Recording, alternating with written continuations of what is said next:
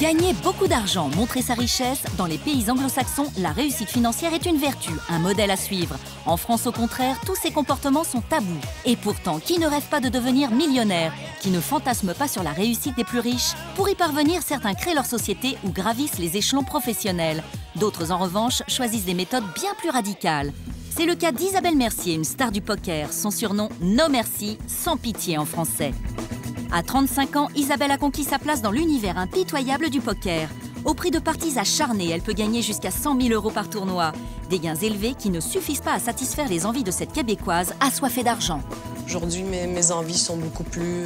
je rêve pas d'une écharpe ou d'un sac. Là. Je rêve d'un jet, d'une maison à Monaco, donc on est passé à un autre stade. Et pour changer de catégorie, Isabelle s'est métamorphosée en chef d'entreprise. Elle gère ses tournois comme un vrai business, bien déterminée à empocher encore plus d'argent. Son prochain défi, remporter les 300 000 € offerts au vainqueur du tournoi de Monaco. Il faut que dans 6 semaines, je sois putain, c'est au poste, ready, en feu, je sens tout, je vais déchirer la planète. Un petit peu de pression, là. Cette femme bien plus fragile qu'il n'y paraît, parviendra-t-elle à remporter son incroyable défi sans faiblir? Rodolphe Pedro, lui, a un tout autre parcours. La liberté dans une société de consommation, ça passe par l'argent, c'est une évidence. Donc j'ai tout fait pour gagner de l'argent. À 39 ans, Rodolphe dirige la plus grande société financière indépendante de France, une entreprise qui gère plus d'1 milliard d'euros.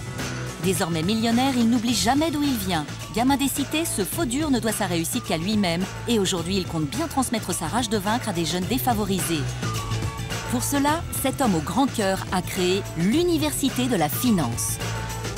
Est-ce que vous avez envie d'avoir un métier? Oui. Je vous donnerai un métier. Et ça, je vous en donne ma parole. Cette année, c'est la 2e promotion que Rodolphe va prendre en main. Parmi 150 candidats, seuls les 25 meilleurs seront retenus. Une chance unique. Ousni et Mireille comptent bien la saisir. On veut tous passer. Si je réussis, c'est le début aussi d'une nouvelle vie tout court. Ousni, 22 ans et sans diplôme. Il a grandi dans une cité avec ses 9 frères et sœurs. Aujourd'hui, il veut une autre vie. J'aimerais bien gagner beaucoup d'argent, acheter un appartement, voilà, une villa un jour. Mireille, 29 ans, a une ambition bien différente. C'est pour ses 2 enfants Kimberley et Bradley que cette mère célibataire veut une vie vraiment meilleure. Moi, je rêve de devenir riche, Lola, de pouvoir vous offrir tout ce que vous voulez. Oui, même de déménager. Pour accomplir leurs rêves, Mireille et Ousni vont devoir travailler sans relâche. Mais déjà, l'Université de la Finance leur promet un bel avenir. 10 000 € en un mois, mon Dieu. Ben là, c'est pas à lâcher, hein. C'est jusqu'au bout. Mireille et Ousni seront-ils parmi les 25 sélectionnés cette année?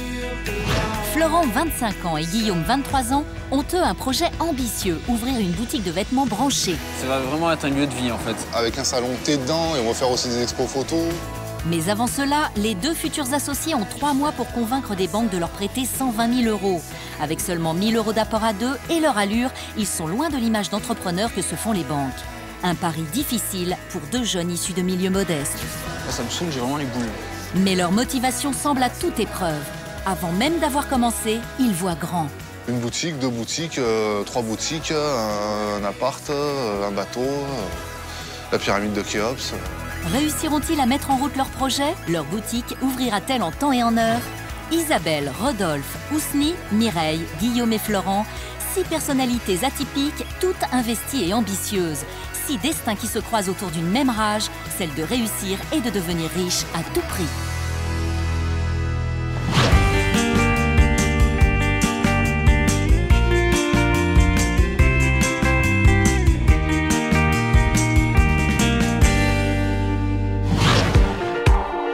Vue imprenable sur la baie de Monaco. C'est au 14e étage de cet immeuble, au cœur de la principauté, que vit Isabelle Mercier, 35 ans, la plus célèbre des joueuses professionnelles de poker. On est trop bien avec la superbe vue sur la principauté et le casino, évidemment. Et ça, c'est une vue que je ne sacrifierai jamais. Waouh! Merci la vie, quoi. J'adore cet appart, j'adore cette terrasse. J'adore, quoi, les planchers en marbre, le super fauteuil. Alors ça, c'est le fauteuil Poker Online. Ça, c'est l'endroit de pratique. Et ça, je le tourne et voilà, je suis tout installée. On est trop bien dans ce truc. C'est le truc de winner, quoi. C'est là qu'on joue au poker. Et la chambre. Je suis vraiment un girl, hein, vous voyez, les petites chaises roses, les petits trucs en cœur, le machin. Mais à la table de poker, non, c'est pas pareil. Le poker, c'est la guerre, quoi. On n'est pas là pour rigoler, on joue pour $1 million, on va prendre toutes les armes possibles, toutes les stratégies possibles, on va les utiliser. Isabelle est l'une des premières femmes à avoir intégré le monde du poker professionnel. C'est aussi l'une des seules à évoluer dans ce monde d'hommes. Du coup, elle a développé une redoutable agressivité. La preuve, ses adversaires la surnomment No Mercy, c'est-à-dire sans pitié. Résultat, Isabelle termine toujours bien placée et gagne parfois jusqu'à 100 000 € par tournoi. De grosses sommes qu'elle dépense aussitôt en bijoux et objets de luxe, comme un avant-goût de la vie de millionnaire. Résultat de tournoi. Mon tout premier résultat de tournoi, celui-là, Amsterdam. Les premiers diamants. C'est que des diamants, quoi. C'était des choses que je voulais, quoi. J'ai vu cette bague, je la veux, je me dis, bon, il faut que je gagne tant dans mon tournoi. Et je le gagne. Ben, je vais acheter la bague, quoi. Aujourd'hui, mes envies sont beaucoup plus... je rêve pas d'une écharpe ou d'un sac, là. Je rêve d'un jet, d'une maison à Monaco, donc on est passé à un autre stade. Donc je me fais plus trop les petits cadeaux, là. Petits souvenirs. Isabelle ne se fixe aucune limite. Pour les Canadiens, la réussite et l'argent ne sont pas tabous. Je reste nord-américaine. Voilà, mon ambition, elle est complètement... tout est possible, quoi. Sky is the limit, le temps et l'argent. Quand on veut, on peut. Voilà, tout ça. Moi, j'ai grandi comme ça, quoi. J'ai beaucoup d'ambition, machin. Donc, il y a de l'argent inclus là-dedans parce que je vais acheter un jet. Donc, voilà, ça coûte 50 millions d'euros. J'y peux, quoi. Ça coûte 50 millions d'euros. J'ai des rêves, ils sont comme ça. C'est ceux-là, quoi. Je peux pas les changer, c'est moi. C'est les miens, quoi. C'est mes rêves. Chacun ses rêves, quoi.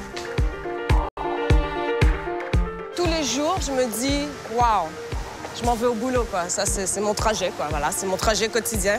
Il y en a pour 10 minutes, on traverse les jardins, et on se rend au casino, quoi. Ça, c'est franchement, ça, c'est le luxe. Le luxe, c'est le moteur d'Isabelle Mercier. Et ses bureaux, les casinos du monde entier.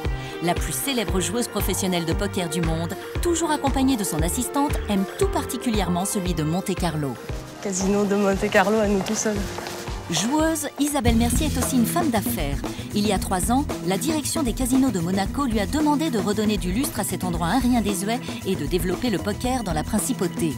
Je me sens privilégiée d'être la responsable, l'ambassadrice, la consultante du poker à Monaco. Pour moi, Monaco, c'est le centre du monde. Donc, je suis la responsable du poker au centre du monde. Donc, ça le fait, quoi. C'est grâce à sa notoriété et son parcours qu'Isabelle a été choisie pour être l'image du poker dans la principauté. Comme à son habitude, elle prend son rôle vraiment à cœur.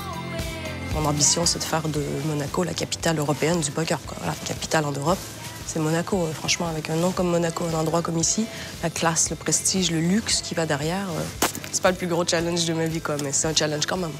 Bonjour, ça va? Et pour commencer, Isabelle a décidé de donner un cours au directeur des 3 casinos de Monte-Carlo, où le poker a fait son entrée en 2007. Vous me dites à tout moment si vous avez des questions, il y a des termes que vous ne connaissez pas. Voilà, je suis là pour ça, pas de problème. L'idéal serait pour nous d'arriver dans une salle et en une seconde voir ce qui peut se passer. Une Isabelle Mercier qui a l'habitude de jouer, je pense que quand elle rentre dans jeu, comme nous on rentre dans une salle, qu'on voit de la roulette ou du blackjack, on comprend vite, très vite, bon là, il serait bon que ce soit la même chose. Les litiges sont fréquents au poker. Isabelle va révéler au directeur toutes les ficelles de ce jeu afin qu'il puisse gérer au mieux d'éventuelles dissensions. Si jamais, et ça arrive, ce croupier, il est là, il fait son beans, le joueur a mis ses cartes. Machinalement, le croupier repasse les cartes. Terminé, la main est morte. On va jamais ressortir des cartes qui ont touché le mock au poker. Jamais, jamais, jamais. Donc ce joueur-là, qui a déjà investi des sous, il va sauter en l'air, il va criser et on ne peut rien faire, quoi. Sa main est morte. C'est pas la faute du croupier, c'est la faute du joueur qui n'a pas protégé ses cartes. C'est pour ça que vous voyez souvent des petits gris-gris dessus, un briquet, des jetons, n'importe quoi. Et ça, c'est très, très important. Les joueurs sont responsables de leurs cartes. Nous espérons qu'avec l'aide d'Isabelle, nous allons avoir un poker qui aille de l'avant. Des grandes ambitions, toujours. Les directeurs le savent, Isabelle, à 35 ans, ne manque pas d'ambition. Merci, Isabelle. Merci de votre temps. C'était top. Merci. Pour leur montrer qu'ils ont raison de miser sur elle, Isabelle aimerait gagner le prochain grand tournoi de Monaco. Je suis sûre qu'ils aimeraient bien que je gagne le tournoi de Monaco, mais non seulement ça, je me dis que peut-être qu'ils pensent même que c'est facile, quoi. C'est-à-dire, voilà, je suis la championne de poker, à Monaco, c'est chez moi, quoi, pas de problème, quoi. Donc, en fait, c'est quelque chose, gagner un tournoi. C'est rare, on n'en gagne pas tous les jours, mais c'est vrai que si je gagnais celui-là, en effet, waouh! Ce tournoi à Monaco, j'ai assez envie de le gagner, je te cache pas que... En plus de démontrer ses compétences, gagner ce tournoi a un autre avantage non négligeable. Les 300 000 € promis au vainqueur qui la rapprocheraient un peu plus de son rêve, posséder une immense fortune et vivre à jamais dans le luxe. Et pour réaliser ce rêve, Isabelle sait qu'elle n'a pas le droit à l'erreur. 2 as, quand je lui cassais ces 2 as. Ah oui. Check l'autre, dame 4. Et comme une sportive de haut niveau, Isabelle s'entraîne plusieurs heures par jour contre d'autres joueurs sur Internet. J'ai envie de jouer au poker et j'ai envie d'être championne de poker, donc ça c'est l'entraînement quoi. Alors là, il y aura 50 € au gagnant, 30 € au deuxième et 20 € au troisième. Mais c'est vraiment pour la pratique là, c'est pas pour gagner les 30 €, on est bien d'accord. Hein. Mais quand elles se mettent à jouer, Isabelle mise pour toucher beaucoup d'argent en un minimum de temps. J'ai gagné 115 000 $ un dimanche quoi, voilà. Un dimanche à 4 h, je commence le tournoi, à 3 h du matin, j'ai fini le troisième, 115 000 $. Sympa quoi. Troisième de ce tournoi, il y avait 8000 joueurs. Une troisième et voilà, c'était le début de l'été, je revenais de Las Vegas, 115 000 $. Bon, mais ça va être le fun cet été, ça va être sympa quoi. Mais pour Isabelle, empocher 115 000 $, ce n'est plus assez. Son prochain but, gagner 3 fois plus en remportant le tournoi de Monaco. Seulement voilà, à ce niveau-là, ses adversaires qui viennent du monde entier sont aussi déterminés qu'elle. Lyon. Cette prestigieuse école de commerce accueille aujourd'hui dans ses locaux 150 jeunes, sans diplôme et issus de quartiers défavorisés. Et pour les recevoir, cet homme.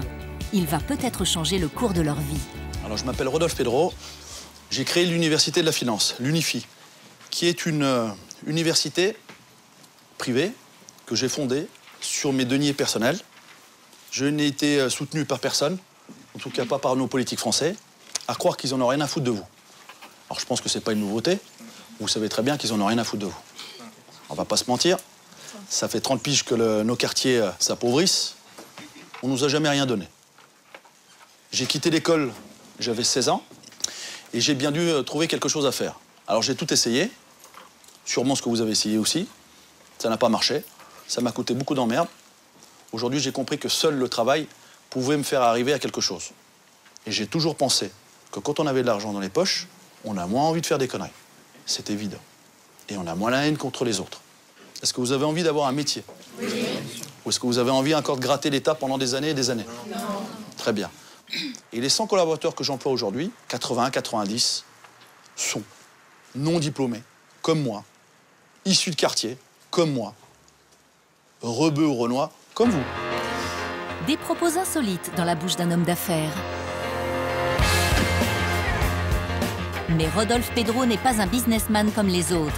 Parti de rien, il a fondé seul sa société en 1996. En quelques années, sa petite entreprise est devenue une référence dans le monde très fermé de la finance. On est vraiment spécialisé sur le particulier, c'est-à-dire monsieur tout le monde qui souhaite placer son argent ou pour constituer un capital pour sa retraite, ou pour son épargne logement, ou pour une épargne personnelle, etc. Sa réussite, Rodolphe la doit d'abord à son travail. Il la doit aussi à ses collaborateurs, des sans diplôme comme lui, qu'il forme à son image. Il démontre ainsi qu'avec de la volonté, tout est possible. Vous avez Karine, qui est la directrice de Rennes, Féti, qui est le directeur de Mâcon, Mamadou, qui est superviseur à Paris, Mohamed, qui est directeur de Marseille. Tout comme lui, rien ne prédestinait ces jeunes à entrer dans le monde de la finance. Bon, à bientôt les gars. Issu d'une famille modeste, Rodolphe a grandi dans une cité HLM en banlieue parisienne. Tout petit, il a compris que l'argent serait la clé de son bonheur. Moi, je regardais dans mon quartier Magnum avec mon petit frère. L'autre, il pilotait l'hélicoptère, l'autre, il roulait en Ferrari. J'ai voulu avoir la Ferrari et l'hélicoptère, quoi. J'ai jamais voulu accepter ma condition sociale. C'est un truc, ça, j'ai jamais accepté. Voilà, ça, je ne pouvais pas accepter ça. Je voulais accéder à tout ce que j'ai aujourd'hui. Ben, je voulais accéder à la liberté. Et la liberté dans une société de consommation, ça passe par l'argent. C'est une évidence. Donc j'ai tout fait pour gagner de l'argent. Et pour ça, il faut beaucoup de temps, quand on part de rien. Et c'est animé par l'envie de faire fortune pour acheter sa liberté que Rodolphe se lance dans les affaires. Avec succès, l'argent, il en a désormais beaucoup. Il n'oublie pas pour autant ses origines. La preuve, aujourd'hui, son ambition, c'est de transmettre son expérience via l'Université de la Finance. C'est pas dans la recherche d'argent dans lequel je suis aujourd'hui. C'est vraiment dans le développement de soi. Je pense que quand on a pris beaucoup, il faut redonner. Et je pense que redonner, c'est ce que je fais à travers cette université. Cette université privée et gratuite, Rodolphe la finance avec son argent. Il a déjà investi 100 000 €, une initiative qui suscite l'intérêt des médias. Pour le lancement de la deuxième promotion de l'Unifi, il est invité à Paris sur le plateau d'une émission économique. Rodolphe Pedro, vous vous êtes fixé comme objectif de former 10 000 jeunes de banlieue au métier de la finance. Lorsque vous avez lancé votre projet, on vous a dit oui, c'est magnifique, et puis personne n'a répondu. Est-ce que vous n'avez pas eu à un moment envie d'abandonner votre combat finalement? Parce que vous avez réussi. Non, abandonner, c'est mal me connaître. Moi, je n'abandonne pas. J'irai jusqu'au bout pour cette université. Retour à Lyon, à l'Université de la Finance. Rodolphe doit maintenant convaincre son auditoire que ses paroles ne sont pas que des mots. Et pour y parvenir, il a tout prévu. Les 13 diplômés de la première promotion de l'Unifi sont invités à témoigner. La preuve par l'exemple que tout le monde peut réussir. Alors j'aimerais que Nasser se présente. Et Nasser, j'aimerais qu'il parle fort parce qu'il a vraiment plein de choses à nous dire. Je suis rentré dans la formation au mois de mars 2010. Puis aujourd'hui, j'ai été diplômé, je suis conseiller en gestion de patrimoine. Je suis fier de moi, ma famille ils sont fiers de moi, j'ai un travail. L'année dernière, vous me voyez à la survêt de basket, hein, comme la plupart des gens. Et puis voilà. Juste une petite chose, hein, c'est vrai que c'est une formation difficile. Donc le soir, au lieu de traîner au quartier, je lisais les bouquins et tout ce qu'il fallait apprendre. Et puis en se donnant la peine, je pense que tout le monde d'ici et tout le monde dehors peut y arriver. J'en suis la preuve vivante aujourd'hui. Mais encore une fois, mes réseaux, j'ai mis 15 ans pour me les créer. Je ne vais pas envoyer des banques, je n'enverrai que des gens qui ont envie de bosser. Est-ce qu'on est bien d'accord là-dessus? Les sélections de l'Unifi auront lieu dans 15 jours. Pour espérer intégrer la prochaine promotion, les futurs étudiants devront d'abord respecter plusieurs règles. Vous avez l'obligation d'être en costume cravate. Ceux qui ne sont pas en costume cravate, c'est éliminatoire. Ceux qui sont en retard, c'est éliminatoire. Ceux qui n'ont pas de sourire, c'est éliminatoire. Ceux qui n'ont pas envie de bosser, qui ne viennent pas. Franchement, j'ai pas de temps à perdre. Est-ce qu'on est d'accord sur le principe? Oui ou non? Oui. Et à ce moment-là, je vous garantis une chose, je vous donnerai un métier. Et ça, je vous en donne ma parole. Et ce métier changera votre vie. Je vous souhaite bonne chance à vous, en tout cas. Merci. Sur les 150 jeunes présents à cette réunion, 25 seulement seront retenus pour suivre la formation. Mais la plupart veut y croire. Rodolphe a marqué les esprits. Il n'y a pas de gens qui donnent la chance comme M. Pedro. C'est la première fois que quelqu'un te donne la chance et te montre qu'il a été comme toi avant de devenir quelqu'un de bien. Le mot d'espoir, ça a été si tu veux t'en sortir et avancer, vas-y, fonce et perds pas ton temps, tout simplement. C'est un exemple. Si lui il a réussi, tout le monde peut réussir. C'est un petit peu comme un footballeur, on dirait. Pourquoi pas? J'aimerais bien avoir le même parcours que lui. Des jeunes qui se mettent à y croire et pour Rodolphe, la grande satisfaction de constater que son université suscite de l'intérêt. Cette année, ils étaient 2 fois plus nombreux à la réunion d'information. 150 personnes en avaient là aujourd'hui. 150 personnes, c'est bien, hein? Finalement, il y a une petite graine qui a été plantée et il y a des jeunes, plutôt que de penser que c'est plus possible, ils se disent on peut encore faire quelque chose. On peut encore arriver à accéder à quelque chose. C'est bien, ça veut dire que c'est de l'espoir. Vous savez, s'il faut trouver un exemple, et pour une fois que cet exemple, il ne soit pas un footballeur, ou un chanteur, ou un acteur, finalement saltabanque, et que ça soit pour une fois un chef d'entreprise, c'est pas mal. Parce qu'en France, on a plutôt tendance à les dénigrer, les chefs d'entreprise. Et on a plutôt tendance à penser qu'il n'y a que les footballeurs qui ont le droit de gagner de l'argent. C'est pas mal pour une fois. Parce que réellement, qui c'est qui génère de l'emploi en France? C'est le chef d'entreprise, sa petite PME, PMI, ou c'est le footballeur? Dans 15 jours, Rodolphe va sélectionner 25 jeunes pour intégrer son université. Très exigeant, il attend beaucoup de ses futurs élèves. Seront-ils à la hauteur des espoirs qu'il place en eux? Parmi les candidats à l'Unifi, il y en a un bien décidé à entrer dans la finance pour gagner plus d'argent et quitter la cité des Minguettes où il vit depuis sa naissance. Ousni a 22 ans. Depuis plusieurs années, il cumule les petits boulots en intérim. En ce moment, il travaille de nuit comme préparateur de commandes. Il est 15 h, Ousni se lève tout juste pour prendre son petit déjeuner. On va boire un café ou... Non. Chocolat, non? Non. Ousni habite toujours chez ses parents comme l'un de ses frères Mehmed, 26 ans. J'ai à peine dormi ce matin. Je suis fatigué. Je me réveille, c'est l'hiver. Et à 17h, 18h, ça y est, il fait nuit. Donc je vois presque pas le jour. T'as même plus une vie normale. Alors, honnêtement, ça te déglingue, quoi. Voilà, t'es fatigué, ouais. T'as même pas de bonne mine. Voilà. Et pourquoi tu fais ça? Bah, si je travaille la journée, je suis à 1000 €. J'ai pas de diplôme, c'est ce qu'il y a. T'as un intérim, bah, t'as que 1000 € par mois. Tu fais rien avec 1000 €. Je me suis dit, je vais travailler de nuit pour 1500 balles. 1500 € sans jamais voir le jour. Ousni est bien décidé à en finir avec cette vie décalée et sans avenir professionnel. Vas-y, bon, j'irai, moi. Vas-y, ferme la porte. Il veut un métier valorisant avec des perspectives d'évolution, d'autant qu'il compte fonder une famille. Il rêverait d'offrir à ses enfants la jeunesse que lui n'a pas pu avoir. Le jour d'aujourd'hui, la vie, elle est chère. Tout est cher.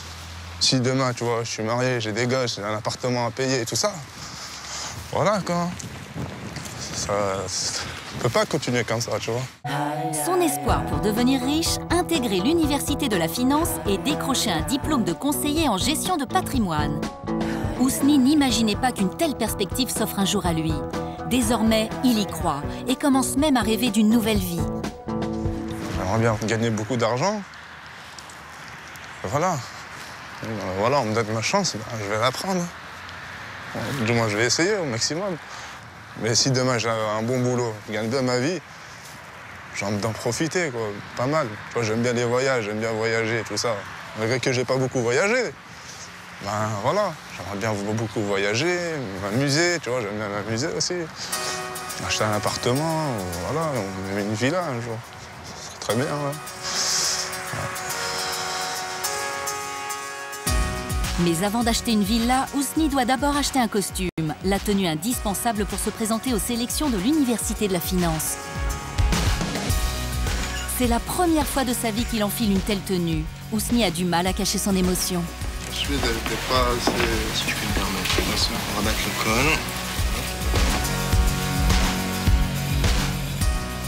C'est la première fois que vous portez un costume, donc? Ah oui. Ouais, j'ai jamais eu l'occasion d'en porter un. Il faut un début à tout. Ouais, un début à tout. On a toujours une circonstance ou une autre dans la vie où effectivement on est amené à le porter. Ça peut être un baptême, un mariage ou une circonstance professionnelle. Professionnelle, ouais. Voilà. Un professionnel. Dans le milieu professionnel, ouais, bien sûr. Ouais, ça change. Ah ouais, carrément. Il faut que je m'habitue aussi. Il faut que je m'habitue. Pas l'habitude. Un nouveau look avec lequel il va devoir vite se familiariser s'il veut un jour travailler dans la finance. Pas droit à l'erreur. On va y aller tranquille. J'espère qu'on va réussir. Hein. Ouais. Pour réussir, Ousni est prêt à tous les sacrifices. Prix de cette tenue, 230 €, une fortune pour le jeune homme. De retour chez lui, il est pressé de montrer son costume à toute la famille. Ses proches ne l'ont jamais vu habillé ainsi. Et ce qu'ils vont découvrir va les surprendre et les émouvoir. Tu penses quoi? Magnifique.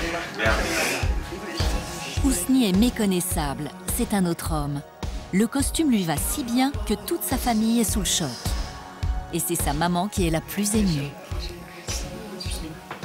Ça fait tout bizarre, hein. D'habitude survêt, basket ou jean. C'est un événement historique. Ouais, ça te va super bien. Imagine si je suis pris et voilà, tous les matins je vais au boulot, je reviens comme ça avec. Je suis contente, là. Ouais, c'est un bel avenir. Hein. Ça fait rêver, ouais. Ça te motive, tu vois. Toi, tu te réveilles, tu te dis, putain, je vais pas porter ça. T'as compris. Toute la famille est déjà très fière d'Ousni. Mais le plus dur reste à venir. Les sélections pour intégrer l'Université de la Finance démarrent dans une semaine. Cette formation est une chance inespérée. Elle lui permettra de trouver un emploi bien mieux payé que les 1500 € par mois qu'il touche actuellement. Fera-t-il partie des heureux élus? Parviendra-t-il à convaincre le jury de lui donner sa chance? Plus au sud de Lyon, Avignon. Ici aussi, d'autres ambitieux rêvent de fortune. Aujourd'hui, Guillaume et Florent ont un rendez-vous important. Mais pour s'y rendre, ils doivent réunir un certain nombre de documents. Mais il manque quoi comme papier? Le casier judiciaire, les impôts, la Banque de France. Les impôts, tu l'as? Le casier judiciaire? Non, les impôts, je l'ai pas. Si, je sais. Non, c'est un justificatif comme quoi tu payes bien tes impôts qu'il faut. Si le dossier de Guillaume, 23 ans, est constitué, celui de Florent, 25 ans, est loin d'être prêt. T'es putain de bordélique. Bon, je trouverai pas le papier, je sais pas où il est. Bon, on y va, c'est 9h30. C'est bon, c'est parti.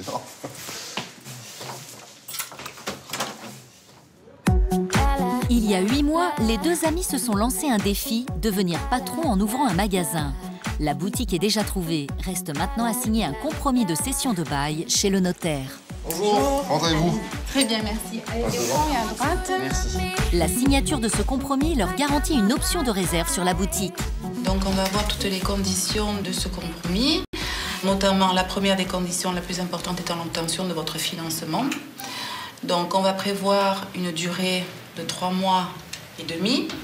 3 mois et demi, c'est le délai très court donné aux deux amis pour rassembler 120 000 €, l'argent nécessaire à l'ouverture de leur boutique. Une somme démesurée pour ces deux jeunes, ils n'ont pour l'instant que 1 000 € d'apport. Une première étape vient d'être franchie. Ils sont soulagés et stressés aussi face à l'enjeu. Soulagé, on va voir comme il rigole, il est content. Ouais, cette signature sur ce magasin en particulier, c'était important pour nous. Parce on voit que là-dedans. Ouais, voilà, on voit que ça en fait. Ce projet tel qu'il est, on le voit que là-dedans. Ouais.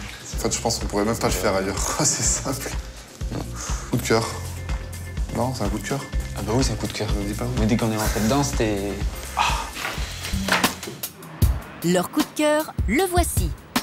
Inexpérimenté et sans argent, il voit déjà très grand. Une boutique de 100 mètres carrés en plein centre d'Avignon est très bien placée. Aujourd'hui, impossible d'entrer, Guillaume et Florent n'ont pas encore les clés, mais ils se voient déjà dans cette boutique, sûrs de leur concept qui devrait attirer des clients et rapporter beaucoup d'argent. On a quand même un projet qui est pas classique, on va dire, entre guillemets. C'est un magasin de fringues avec un salon de thé dedans et on va faire aussi des expos photos. Alors on va faire quelque chose de différent en fait qui permette aux gens de se retrouver. Donc c'est vrai qu'il nous fallait un local quand même assez atypique et celui-ci correspond, il est très bien parce qu'il est disposé comme un appartement. Donc ça va être un magasin de fringues mix, mais ça va vraiment être un lieu de vie en fait. De toute façon maintenant pour que ça marche, il faut quelque chose de nouveau et quelque chose de différent.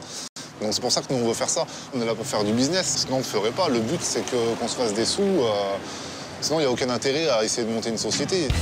En tout cas, j'espère que d'ici cet été, il sera à nous le magasin. Leur projet est risqué, mais les deux amis sont confiants. Pourtant, le plus dur reste à venir, trouver le financement.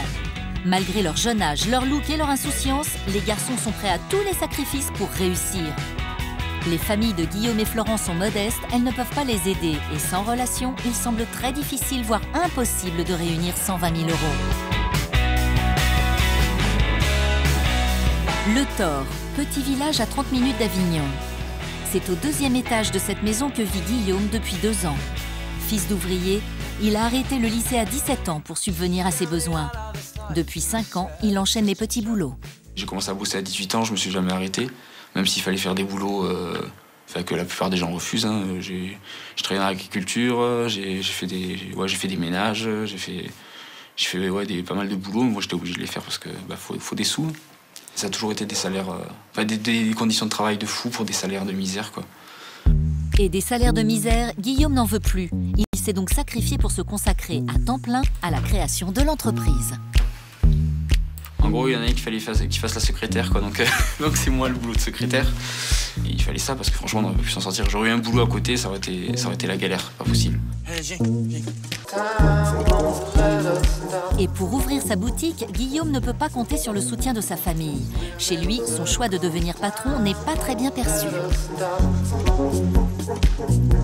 Il y a encore un an, non, je ne voulais pas monter mon business parce que c'est pas dans la culture, dans ma famille, quoi. C'est pas, on peut pas être patron, on va dire, c'est pas bien, quoi. Parce que voilà, mon père il est ouvrier, il s'est toujours battu contre des patrons, des mauvais patrons, et on va dire que c'est mal vu. Pour moi, c'était quelque chose d'inaccessible, on va dire. Déjà, avant de rêver, on va essayer d'ouvrir cette boutique et on verra ça après. Florent, quant à lui, travaille de nuit dans la grande distribution comme chef de rayon depuis plus d'1 an. Mon boulot, c'est dur. Je me lève à 3 h le matin, je finis à midi ma journée. Un rythme de vie difficile pour un salaire brut de 1 450 € par mois. Il espérait plus quand il a obtenu son BTS en production mécanique en 2005. Florent vit seul dans le centre d'Avignon et comme Guillaume, il est issu d'un milieu modeste. J'ai jamais manqué de rien, mais après, non, mes parents, ils roulent pas non plus sur l'or. Dans ma famille, il n'y a personne, si tu veux, qui est son propre patron, quoi. Florent a bien l'intention d'inverser la tendance. Si je veux devenir entrepreneur, c'est aussi pour mieux vivre. Et moi, c'est ce que je veux. Après, pourquoi pas? Si je peux être riche, ça me dérange pas. Gagner beaucoup d'argent, Florent n'ose pas encore y croire. Mais devenir patron, il ne pense plus qu'à ça. Ma réussite, ça sera de me dire que je suis mon propre patron. Voilà. Ça, là, je me dirais j'ai réussi. C'est la retraite à 40 ans, le bonus après derrière. C'est ça. C'est ça. C'est pas autre chose. Les deux amis ont la même soif de réussite, ça c'est sûr. Mais ils n'ont pas pour autant les mêmes aspirations. Si jamais je réussis, par exemple, je pourrais aider ma sœur qui est coiffeuse à peut-être ouvrir son salon de coiffure. Mon frère a peut-être à réussir aussi ce qu'il veut faire. Aider mon père, ma mère. Après, pouvoir faire ce que je veux. C'est-à-dire que si je veux partir en vacances et me payer un voyage de fou aux États-Unis, par exemple, je peux me le payer. J'ai envie de monter jusqu'au summum. Et c'est quoi pour toi le summum? C'est une boutique, 2 boutiques, 3 boutiques, un appart, un bateau, la pyramide de Khéops, la 8e merveille du monde. Ce sera moi, quoi. Florent ne manque ni d'humour ni d'assurance. Mais cela suffira-t-il pour réussir? En attendant, les deux amis ont 3 mois et demi pour réunir les 120 000 € nécessaires à l'ouverture de leur boutique. Guillaume et Florent sont jeunes, naïfs et sans argent. Arriveront-ils à convaincre les banques de leur accorder un prêt? Montréal au Québec. 2 fois par an, Isabelle Mercier, la championne de poker de 35 ans, rentre au pays. Loin des tables de jeu, elle retrouve sa vraie personnalité, naturelle et décontractée. Aujourd'hui, c'est le jour, on s'amuse. Elle vient se ressourcer auprès de sa maman Monique et de ses proches. Ma famille est ici, quoi. Mes amis sont ici. J'ai quand même des amis à Monaco, mais ici, c'est le cœur, quoi. C'est les racines, c'est fun. C'est le moment magique, quoi. C'est au Québec qu'est née sa passion pour le poker. Très jeune, elle a appris à jouer en famille. Mais quand en 1998, elle a renoncé à une carrière prometteuse d'avocate, cela a été un véritable choc pour sa maman. Oh, c'est dur à prendre, parce que c'est l'inconnu. Personne ne faisait carrière dans le poker. On jouait aux cartes pour s'amuser, pas pour gagner sa vie. Depuis, Monique est la première fan de sa fille. Oui, très fière d'elle. Vous savez, elle est loin, mais en même temps, elle est très près. Parce qu'on sait toujours où elle est, puis on se parle fréquemment, puis elle est proche. Dans nos cœurs, elle est proche. Après une journée au grand air, direction le marché couvert de Montréal, avec son assistante et amie d'enfance, Mélanie. Quel genre de dessert? Gâteau. Opéra. Opéra. Même en vacances, Isabelle ne peut s'empêcher de poursuivre avec obstination son rêve de milliardaire. Et elle a une obsession, gagner un jour suffisamment d'argent pour se payer un jet privé. La jeune femme ne supporte plus de prendre l'avion de ligne pour se déplacer. J'ai compté combien de temps je passe en voyage depuis les dernières années. C'est en moyenne 1 année sur 10 et 15. Donc dans ma vie, je vais passer 1 année au complet sur 10 ans dans un avion ou en déplacement. Là, ça vaut le jet, là. Un très beau jet, un jet à 50 millions. Donc pour avoir ce jet et le voler, il faut peser 1 milliard. Merci énormément, bonne journée. Comme tous les anglo-saxons, Isabelle a un regard décomplexé sur l'argent. Et si elle en veut toujours plus, pour elle, la richesse ne se compte pas qu'en millions d'euros. Je ne serai jamais assez riche, je pense. Jamais trop riche, quoi. On ne peut pas être trop riche. On peut tout donner de toute façon, quoi. Donc, il y a pas... J'aurai jamais un problème. Moi, j'ai trop d'argent, ça, c'est sûr. Aujourd'hui, oui, je me considère riche. Je me considère riche parce que j'adore ma vie. Je suis en santé, j'ai des amis que j'aime, une famille, je fais ce que j'aime. C'est ça, quoi. Isabelle est très généreuse aussi. Elle aide toujours ses amis, elle donne 10 % à chaque fois qu'elle gagne à un organisme de charité quelconque. Puis elle mérite d'avoir plein d'argent pour en redonner encore plus. À Mélanie. Ce soir, Isabelle et Mélanie sont invitées à dîner chez des amis. Ils ne sont pas étonnés par la réussite d'Isabelle. Depuis sa plus tendre enfance, elle manifeste un goût prononcé pour l'argent et possède un sens inné des affaires. Quand on était jeunes, encore là, 8-9 ans, elle venait, puis elle nous donnait des cartes, elle nous vendait des cours cours de peinture, cours de chant, elle donnait tous les cours. De chant? Je lui ai acheté des rouges à lèvres alors que j'avais 8 ans et que je mettais même pas de rouges à lèvres. Il n'y a rien qui l'a jamais arrêté. Puis le regard des gens, ça ne dérange pas. Elle est déterminée. Clairement, c'est le premier mot qui me vient en tête. Déterminée. Elle veut ça, elle va l'avoir. Son jet, c'est clair qu'elle va l'avoir une année. Je sais pas quand, mais... Toi, tu m'as fait ouvrir plein de choses là-dessus. De voir plus grand. Hey, si je veux une maison, moi, en Floride, ou une maison au Mexique, puis un bateau, pour aller voir Michel qui va être en Floride, c'est possible, on a un qu'à rêver. Mais on se limite. C'est vrai. On se limite, les humains, puis on Mais pourrait c'est pas aller plus rêver, loin. c'est savoir qu'est-ce que vous voulez exactement, puis Voilà. tout faire pour, c'est tout. Ouais. C'est pas rêver, ah oui, je veux 48 000 propriétés à travers le monde. T'auras pas le temps d'y aller, ça sert à rien. Qu'est-ce que tu veux vraiment, pourquoi, puis fais tout pour. C'est ça. Et c'est vrai. Puis ça marche. Oui, oui, t'es la preuve vivante. Pour ses amis, Isabelle est un exemple à suivre.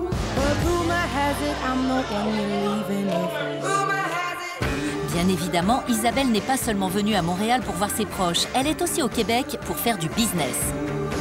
Elle participe à l'élaboration d'une plateforme Internet réservée aux fans des stars québécoises. Le chanteur Garou, un ami d'Isabelle, a lancé le site. La championne de poker très célèbre au Canada sera la 2e ambassadrice. Je trouve ça très joli. Au niveau couleur, il n'y a pas de problème? Approuvé. OK, parfait. Bravo. Isabelle est très active sur les réseaux sociaux. Tous les jours, elle répond à ses fans. Pour l'instant, elle n'en tire aucun profit, mais elle a bien l'intention de changer la donne. Si sa plateforme marche, elle n'hésitera pas à monnayer sa notoriété. Si j'ai 5 000, 10 000, 15 000 fans, maintenant, ça peut être intéressant pour un annonceur d'annoncer sur ma plateforme. Et maintenant, nous, on retire de ça. Donc, au lieu de laisser les profits de publicité à Facebook, Twitter, Flickr, machin, nous, on va les prendre sur notre propre plateforme. Il faut créer 2-3 alertes par jour pour tenir tes fans en haleine. Tu sais, les fans, là, puis tu le sais mieux que moi, ils ont horreur du vide. Alors pour les attirer, Isabelle va alimenter quotidiennement le site en photos, vidéos et messages. Et bien sûr, son site doit aussi rapporter de l'argent. Pour 1,99 $, les fans pourront se payer une leçon de poker avec elle. Bonjour, je vous souhaite la bienvenue à ces capsules de poker, accompagnées de certains exercices qui vous permettront de vous améliorer dans votre jeu. Mais le business d'Isabelle ne se limite pas aux cours en ligne. Autobiographie, bijoux, produits dérivés, tous les moyens sont bons pour faire fortune. Toujours des nouveaux trucs, des nouvelles idées, des ambitions. Si, ça, on fait ça. J'ai reçu un mail. Ah, le bouquin est en anglais. Puis on sort aux États-Unis, en Angleterre, en Australie. On fait ça, on fait un truc de promo. Ah, on fait un truc pour le spa, pour jouer au poker dans l'eau. C'est toutes les minutes. Des tonnes comme ça, quoi. C'est une catastrophe. Salut Isabelle, bye! Son séjour au Canada touche à sa fin.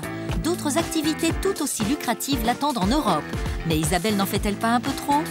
Que cache cette quête effrénée pour l'argent? Monaco. Isabelle y travaille depuis 3 ans comme consultante auprès des casinos. Elle supervise notamment la formation poker des 200 croupiers. Ah, je me fais avoir par les croupiers. Mais en ce moment, la priorité d'Isabelle, c'est de gagner le tournoi de Monaco dans 6 semaines. Et pour y parvenir, elle s'entraîne comme une sportive de haut niveau avec son coach Jean-Louis. Car pour jouer parfois jusqu'à 14 heures d'affilée au poker, il faut une forme physique impeccable. Mais depuis des mois, la femme d'affaires est débordée de travail. Même à l'entraînement, Isabelle a les yeux rivés sur son portable. Le business occupe toute sa tête. Ça va pas arrêter d'appeler. Appel, SMS, email. Je me dis, j'ai 40 minutes, donc autant en profiter, quoi. En plus, je fais de plus en plus de business, donc je fais que du business. C'est presque... Jouer au poker, c'est presque devenu un petit business à côté, quoi. C'est plus... voilà, quoi. C'est 2 activités presque contradictoires. En mélangeant tout ça, tu mélanges toutes tes qualités et trucs. Du coup, la moyenne est faible. Ce qui se passe, je ne l'avais pas mis avec des mots comme ça, mais ouais. Pour moi, c'est dur. Hein. Je suis supposée être une championne, là. C'est quoi, là? Je sens plus rien, quoi. Je peux pas gagner, quoi. Focalisé par le résultat. C'est une catastrophe. Pour la première fois, Isabelle se révèle fragile. Elle se rend compte de ses limites et prend conscience qu'elle va devoir faire des choix. Je sais pas ce que je peux faire d'autre, là. Comment je peux me préparer pour me sentir winner, quoi, bien, quoi. Il faut te préparer sur les 2 plans, physique et mental, sans mélanger les 2. Il faut vraiment que tu fasses les choses de manière plus en profondeur, pas en surface. Pour optimiser ses chances de gagner le tournoi, Isabelle est bien décidée à s'entraîner plus dur.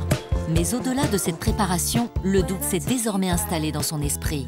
Est-elle capable de mener de front sa carrière de joueuse et celle de femme d'affaires?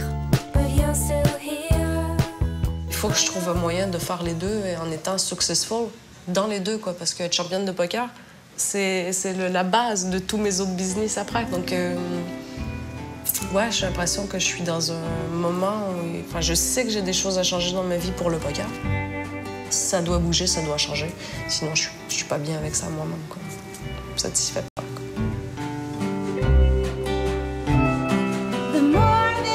Pour retrouver confiance, Isabelle doit gagner le tournoi de Monaco et les 300 000 € promis au vainqueur. Mais à 6 semaines de l'échéance, elle est loin d'être prête. La battante saura-t-elle reprendre le dessus? Retour à Lyon. Ousni, 22 ans, ne possède aucun diplôme. Mais depuis quelques semaines, il est bien décidé à en obtenir un. Pour cela, il rêve d'intégrer l'université de la finance. Cet après-midi, sa grande sœur Nadjet va le préparer aux épreuves de sélection. Salut Ousni, comment ça va? Tu vas bien? Ça va, un peu stressé. Ousni n'a jamais passé aucun examen. Ce jeune homme d'1,90 m qui semble fort et sûr de lui se retrouve devant l'épreuve qui l'attend comme un petit garçon mort de peur. Sa sœur, qui elle a fait des études, tente de lui redonner confiance en lui.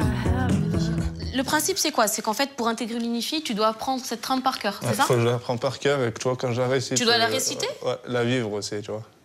J'ai compris. Ce qui est logique, en fait. Tu dois faire comme si tu étais un vrai rendez-vous. Comme si, en fait, j'étais devant un client. Tu vois, c'est ce que tu dis devant un client. D'accord. OK. Essaye de me le faire. Tu vois, on fait là, ici? Hein? Là, comme ça, là? Ouais. Bah, tu vois, là, juste là, comme ça, là. Tu vois, je vais réciter. Bah, tu me dis bonjour, déjà. Ouais, bonjour. Non, t'inquiète. De toute façon, je vais pas dire ça. C'est que, tu vois, je gamberge à deux mains. Tu vois, je réfléchis à deux mains, je commence à stresser. Et c'est ça, mon souci. Aujourd'hui, c'est aujourd'hui, demain, c'est demain, tu vois. Vas-y. Donc déjà, tiens-toi correctement. Tu te tiens mal. Ouais, voilà. Je vais me mettre à l'aise parce que, attends, c'est un début. Attends, Non, mais même demain, tu vois, pour avoir un bon souffle, faut être bien installé. Vas-y, je t'écoute. Qu'attendez-vous de ce rendez-vous d'information? Bah, que vous m'expliquiez un petit peu ce que vous allez me proposer et ce que vous allez m'apporter. Quelle information souhaitez-vous aborder en particulier? Là, tu parles trop vite, t'es pas naturel. Soit je parle vite, soit je vais parler doucement, comme voilà, comme un... Mais je préfère que tu parles comme ça, c'est plus clair. Genre, qu'attendez-vous de ce Sinon, c'est presque agressif, tu comprends? On parle clairement. C'est limite, faut faire un peu l'acteur, tu vois, t'as compris? Voilà, c'est exactement ça. Fais-moi ta présentation. Notre métier consiste à rechercher pour vous les meilleures... Putain, voilà. Les meilleures solutions. Les meilleures solutions patrimoniales et financières afin de vous permettre d'atteindre les objectifs qui sont les vôtres. Oh putain, tu vois, là, je suis... Voilà. T'as compris, c'est quoi mon souci, Najat? Moi, je remarque. Tu vois, quand je le... C'est quoi, pour toi, c'est quoi ton souci? Je vais te dire après, c'est quoi mon souci? C'est mon souffle. Ça se voit. Mais ton souci, c'est pas ça. Le problème, c'est que ton discours, il est uniforme, tu vois. Ouais. Il est uniforme, on dirait que... C'est tout le temps la même chose. Ouais. Ce qu'ils veulent former avant tout, franchement, c'est des conseillers en gestion de patrimoine, mais c'est des vendeurs, quoi. Tu dois convaincre les gens qui sont en face de toi, parce que de la même façon que demain, tu dois convaincre le jury que oui, t'es la bonne personne qui doit intégrer la formation, tu vois. Moi, je trouve que c'est bien ce que tu fais. Franchement, c'est bien, tu la connais. Honnêtement, voilà. Je suis sûre que tu peux le faire. Ah, ok. Putain, vivement. Regarde comment t'es, Ousni. Non, je pense, voilà, je réfléchis. Mais arrête de penser, s'il te plaît, regarde, fais un truc. Pourquoi tu penses? Parce que t'as peur de rater? Déjà ça, et pas que ça. Pourquoi tu penses à le rater, tu penses pas à le réussir? Je sais que c'est important pour toi, que tu as envie de le faire et tout. Tu cherches un métier en fait où tu es fier. T'as pas envie que ton fils il te voit partir en bleu de travail. Toi, tu as le choix en fait aujourd'hui de changer ta vie. C'est ça en fait l'enjeu finalement. Mais tu dois partir gagnant. Voilà. Mais il faut ce déclic. Si demain, comme tu le dis, tu vois, je fais le timide, je suis stressé, je rate ma trame, ils prennent pas. C'est ma vie professionnelle qui tient sur ça, qui tient sur mon stress. Pour nous, c'est une grande journée, parce que si on passe cette étape, c'est très important. On veut tous passer. Galouani Rachid. Mais quand est-ce qu'ils vont m'appeler? C'est pas vrai. Chabouni Ousni. C'est enfin le tour d'Ousni. Il a un quart d'heure pour convaincre. Dans 15 minutes, le cours de sa vie va peut-être changer. Notre travail est de rechercher en toute indépendance les meilleurs contrats financiers afin de vous garantir une totale objectivité. Mais l'épreuve démarre mal, Ousni a oublié d'éteindre son téléphone. Résultat, un trou de mémoire qui pourrait lui être fatal. Soufflez, prenez votre temps, vous en faites pas, il n'y a pas de problème. pas l'habitude, excusez-moi. Je travaille de nuit, ouais, Vous en faites pas, ça vient se passer, ne soyez pas stressés, respirez, il n'y a pas de souci. Les besoins de nos clients ont évolué. C'est la raison pour laquelle nous assurons l'entretien de nos cabinets. Ousni se ressaisit et reprend son texte. Mais le stress, son point faible, le submerge. Il tente de se justifier. Très bien. Par cœur, mais c'est vraiment dur. Je suis fatigué, je suis quelqu'un qui stresse beaucoup. Voilà. Il n'y a pas de souci. Restez bien à côté de votre téléphone, on vous donnera une réponse dans l'après-midi, donc je pense vers 2h ou 3h. Okay. Après les délibérations. Voilà. Merci. Au revoir. Une autre épreuve démarre maintenant, l'attente du verdict et le stress qui ne le quitte pas. Je sais pas comment ça va se passer. Tu penses que c'est positif? Honnêtement, je vais pas le dire, je vais prendre... je sais pas. Ah mais bon, ça va mieux maintenant, t'as évacué. Ouais. Je suis pas stressé comme quand j'entendais de réciter la trame. Non. On dirait un homme d'affaires alors qu'il n'y a rien à voir. Excusez-moi. Allô? Ouais, ça y est, je suis passé. Le téléphone sonne à nouveau. Nadjet, sa sœur, vient aux nouvelles. Tu vois, mon texte, je l'ai récité, tu vois, en entier. Mais voilà, c'était vraiment... je déballais. T'as compris? Ouais, voilà. Ma voix, elle changeait un peu. Enfin, je pense, hein, tu vois, c'est ce que je me dis. Après, ça se trouve, c'est pas le cas, je sais pas. Ben, la réponse, c'est cet après-midi, mais bon... honnêtement, voilà, ça va être chaud quand même. Hein. Mireille était la dernière candidate à passer l'épreuve. Elle est aussi angoissée qu'Ousni, mais le stress la rend plutôt combative. Je veux à tout prix passer ce truc que je me suis donné tous les espoirs. J'ai promis à mes enfants et je ferai tout pour avoir cette place et avoir cette chance d'entrer dans cette école et devenir quelqu'un de bien. J'ai bien compris. Mais vous êtes déjà quelqu'un de bien. Merci, c'est gentil. À plus tard. Merci à plus tard, monsieur. Je vous remercie beaucoup. Enfin, le stress descend. Les évaluations terminées, Rodolphe Pedro entre en scène. Cet homme d'affaires de 39 ans, qui a fait fortune dans la finance, a créé l'Unifi il y a 1 an. Issu de quartiers défavorisés et sans diplôme, il se bat sans relâche pour offrir un avenir à ces jeunes.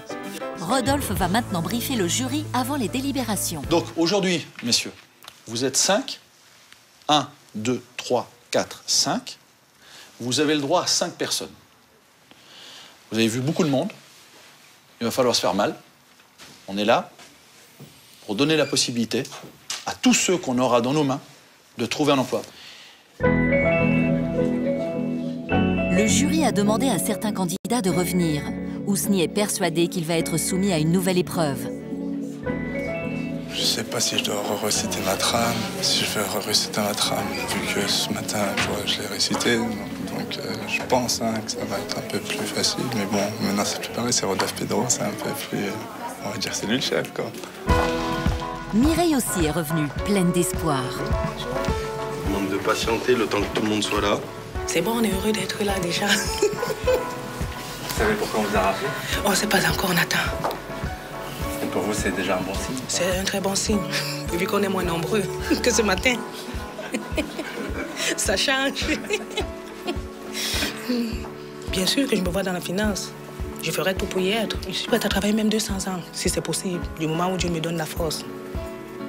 Et que je suis bien payée. On y va? Je vous en prie. Les candidats ne le savent pas encore, mais en fait, Rodolphe Pedro va leur annoncer le verdict définitif. Alors, comment ça va déjà? Très bien. Bien? Comment ça s'est passé aujourd'hui? Super. Super? Bien? Très bien. Sur les 75 qui étaient là ce matin, je ne pouvais en retenir que 25. Les 25 que j'ai retenus, c'est vous. Vous faites donc...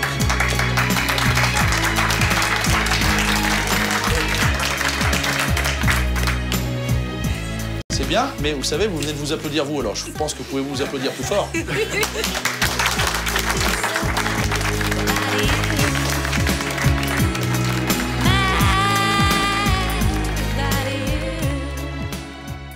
Ici, je vous donnerai une formation qui est reconnue par l'État, qui s'appelle l'habilitation professionnelle niveau 2, qui donne la possibilité de travailler en banque, en compagnie d'assurance ou chez des indépendants.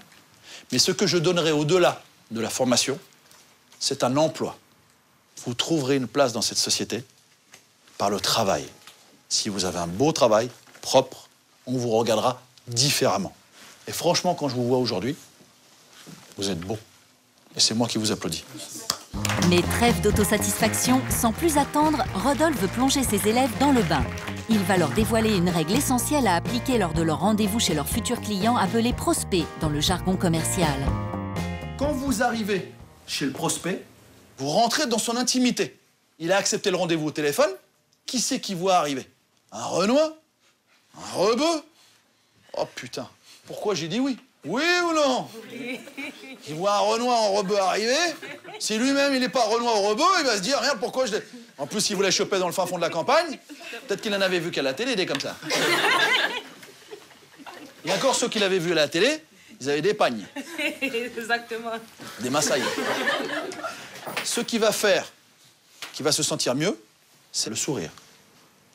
Alors, je voudrais vous voir sourire. Voilà. Je voudrais vous voir sourire. Je voudrais qu'on les voie sourire. Voilà, montrez-moi. Voilà. Je voudrais vous voir sourire.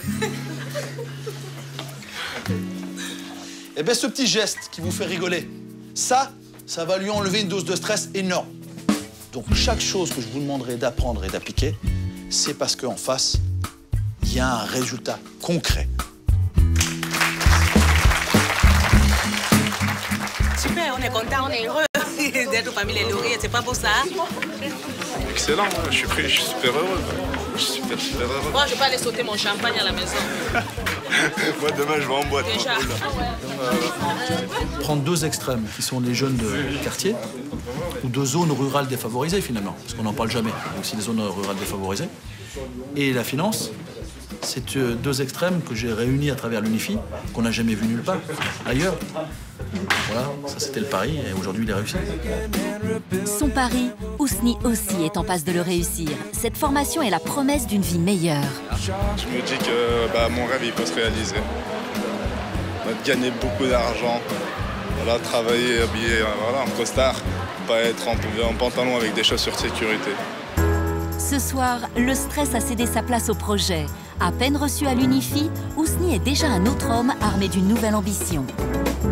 C'est aussi le cas de Mireille. Comme Ousni, elle vit dans une cité à Lyon. Plus motivée que jamais, elle s'est fait une nouvelle coiffure pour attaquer sa nouvelle vie dans la finance.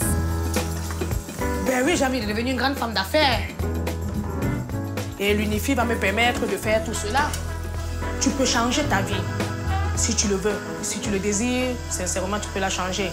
Mais si tu restes les bras croisés, rien ne pourra arriver. Même dans la Bible, on a dit « Aide-toi et le ciel t'aidera ». Mireille est bien décidée à saisir sa chance. Cette Camerounaise de 29 ans est arrivée en France en 2007 pour suivre le père de ses enfants. Mais après un emploi comme femme de ménage, elle n'a plus trouvé de travail. Depuis, elle est séparée de son conjoint et vit grâce aux 780 € d'aide de la CAF. Une fois son loyer payé, il ne lui reste plus grand-chose. C'est pas facile tous les jours, c'est très très difficile parce que je vis avec 400 €, mes 2 enfants et moi.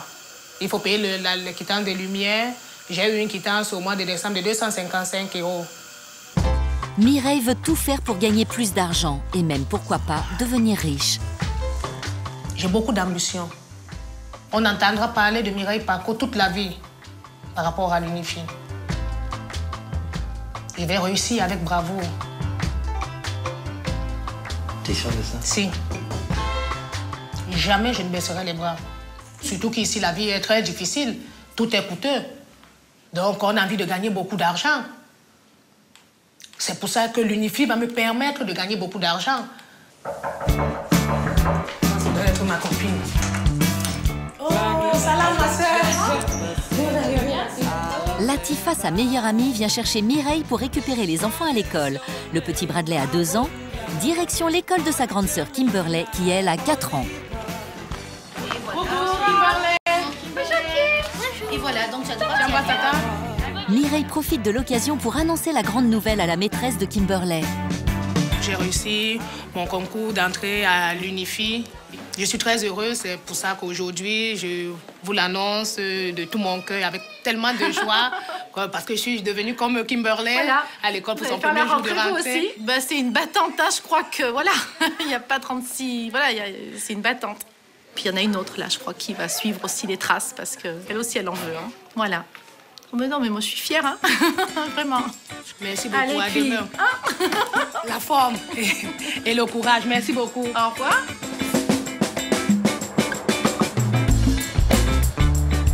Si Mireille veut réussir et gagner plus d'argent, c'est avant tout pour offrir une vie meilleure à ses enfants. Je peux que me battre pour eux, pour personne d'autre.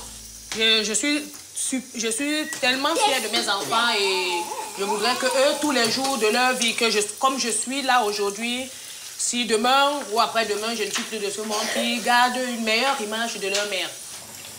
Maman. Oui, mon cœur. Je suis fière de toi. Merci, mon cœur. Moi aussi. Je suis très fière de toi. Je t'aime. Tu me promets si tu seras un docteur? Non, je serai pas docteur, Lola. Je vais travailler dans la finance. Et si tu mets une jupe avec une veste, oui, oui. Là tu t'assois et tu travailles. Oui, c'est comme ça que je vais m'habiller, mon cœur. Tu serais une dame? Je serai une grande dame. Je vais devenir une femme doublement riche parce que je suis déjà riche. J'ai 2 beaux enfants qui me donnent beaucoup d'amour et ça dépasse toutes les richesses. Et avec l'Unifi, je vais devenir une femme qui a plein de sociétés, qui gère des emplois et qui a des employés.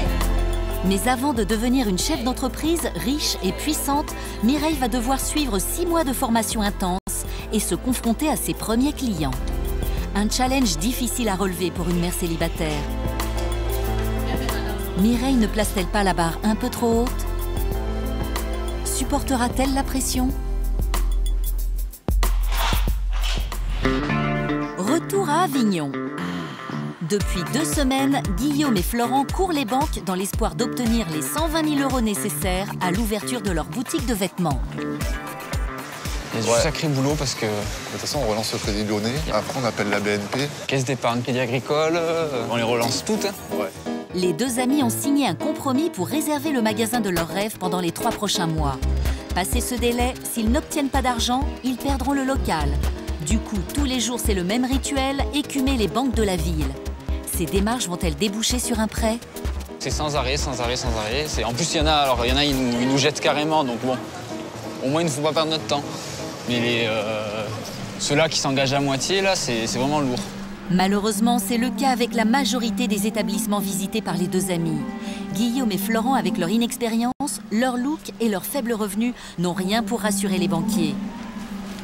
Naïfs mais déterminés, ils s'acharnent pourtant et comptent sur un coup de chance. Comment ça se passe maintenant? On attend votre réponse Oui, mais attention, ne comptez pas que sur moi. J'espère que vous déposez votre dossier. Ah non, mais vous en faites pas. On fait tous les organismes bancaires qu'il puisse y avoir sur Avignon, même à l'extérieur d'Avignon. On les fait tous. Voilà, allez. On se tient au courage de toute façon. Bonne journée. Au revoir. Il nous a bien conseillé d'avoir d'autres organismes. Ça veut bien dire, sous-entendu, le gars que... Vous voyez, espérez pas trop chez moi parce que... Bon, allez, la 2e banque. Cette fois-ci, c'est le banquier qui n'a pas le temps de les recevoir. Bonne journée, au revoir. L'obtention du prêt s'avère plus compliquée que prévu. Sans aucun soutien financier, ils ne peuvent compter que sur leur motivation. Il semble réaliser qu'un projet comme celui-là aurait mérité plus de préparation en amont. On pensait peut-être pas qu'on allait autant galérer que ça, quoi. C'est usant, quoi, parce que... On se donne à fond. Bon, à côté de ça, on n'a pas l'argent et tout, mais on se donne vraiment à fond. Et en fait, ils s'en foutent carrément, quoi. C'est vraiment ce qu'on apporte qui les intéresse, quoi. On arriverait aux banques, on aurait 40 000 € dans la poche, ils nous lècheraient les bottes, quoi. Ah ouais. Et après, quand c'est pas ça, c'est parce qu'on est jeune, on n'a pas d'expérience. Ouais, on sait pas gérer. En même temps, on va pas me faire croire que tous les commerçants qui ouvrent, ils ont déjà l'expérience avant.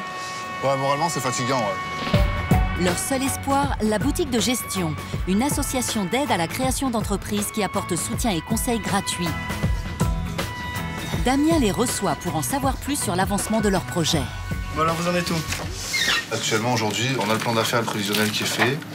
On a le local qui est trouvé, on a les fournisseurs qui sont contactés et on a démarché une bonne dizaine de banques et on a signé le compromis. Sur la signature du compromis, vous avez versé un acompte ou non? Rien. Il faut qu'on aille lui donner demain un chèque de 300 € qui correspondent aux frais de constitution du dossier, toutes les démarches qu'elle a à faire et tout. Donc il n'y a que ça que vous perdez si jamais vous ne prenez pas le local? Perdre 300 €, oui, que ça... C'est quand même à sortir. C'est déjà beaucoup, c'est sûr. Quand même à sortir. Mais en même temps, si on parlait 300 €, ça veut dire qu'on perd aussi le local. C'est-à-dire que le projet... Le projet se fait pas, en fait. Voilà, donc ça, non, quoi. ça... Avec Florent et Guillaume, j'ai bien vu que ça déménageait, quoi. Donc ça y allait pas mal. Ils ont vraiment un profil de créateur d'entreprise. Leur idée, c'est pas je trouve pas de boulot, donc je vais créer une entreprise, c'est j'ai envie de créer une entreprise. Remotivés par ce rendez-vous, Florent et Guillaume ne sont pas prêts de baisser les bras. Ils n'ont toujours pas d'argent, ce qui ne les empêche pas de rêver. Ils ont déjà fait les plans de leur futur magasin. Le concept est original, moitié boutique de vêtements, moitié salon de thé. Problème, ils n'ont toujours pas les clés. Ils se contentent donc de photos pour avancer sur leur projet. On fait juste un passage couvert avec de la toile, là. Ah, au moins pour abriter les gens qui vont passer d'un côté à l'autre. Du style de la largeur de la porte. Oui. Ouais, c'est une bonne idée, ça. J'approuve. Donc ça, c'est fait.